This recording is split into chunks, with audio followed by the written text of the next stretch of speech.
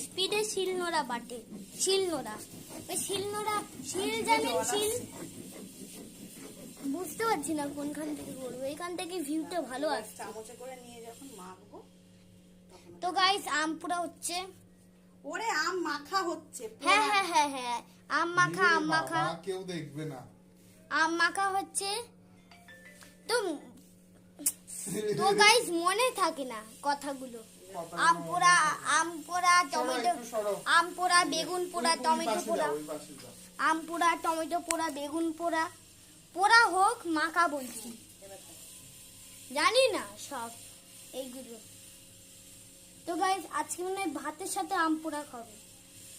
তো guys actually জানি না ভিডিওটা করছি সেটাতেই লাইক করবেন, সাবস্ক্রাইব করবেন, কমেন্ট করবেন, ভালো থাকবেন, সুস্থ থাকবেন।